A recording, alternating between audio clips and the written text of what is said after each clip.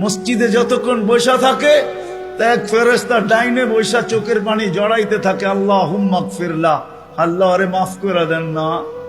আল্লাহ বলে তোরা তো আইলো গেল কি, আপনার ঘরেই তো বের হইছে, আমাকে জিজ্ঞাসা করেন কেন তোর দিলে এত ব্যথা কেন? আপনার ঘরেই তো বের হইছে, বন্দা তো আপনারই সৃষ্টির সেরা, তো আপনিই বানাইছেন। ও যদিও না কান্দে তো আমি ওর পক্ষ হয়ে একটু কান্দতেছি, অসুবিধা কি?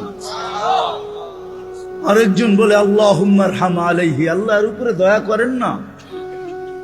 আপনার ঘরে বসে রইল, তারপরে যদি দয়া না করেন তো বাজারে গেলে করবেন, ওটা তো দয়ার জায়গাই না। কি করে না করে না দোয়া? যতক্ষণ মসজিদে বসে থাকে আরেকজন নামাজের সওয়াব লিখতে থাকে। আল্লাহ বলে ঘুমায় তো রইল, তুই নামাজের সওয়াব লেখোস না কেন? ঘুমাইলো তো আপনার বাড়িতেই ঘুমাইছে, আর কোথায় ঘুমাইছে? সওয়াব লিখবো না তো লিখবো না কেন? এটাও ফেরেশতা চালায়। আপনি ভাবেন শ্বাস প্রশ্বাস এমনি নেন? কন্ট্রোল রুম আছে, কন্ট্রোল রুম। হ্যাঁ, হাবায়েক ফি আখবারিল মালায়েক কিতাবে আছে, জালালউদ্দিন সুয়ুতী রহমাতুল্লাহ আলাইহি লেখা। যখন শ্বাস নেই তো ফেরেশতা বলে আল্লাহ আমসিকা ওয়াতরুক, বন্ধ করে দিব না খোলা রাখবো?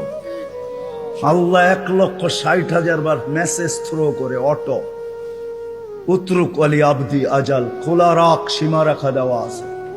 যেদিন সীমা রেখায় আসবে ওই দিন বলবো টানবো তো আর ছাড়তে দিবি না, ছাড়বো তো আর টানতে দিবি না। বিনা দ্বিধায় 1,60,000 বার শ্বাস প্রশ্বাস নিতেছি। আসেন একটু ভাবি। সুর তো আমার কাছে নাই যে আমি আপনাদেরকে পাগল করব।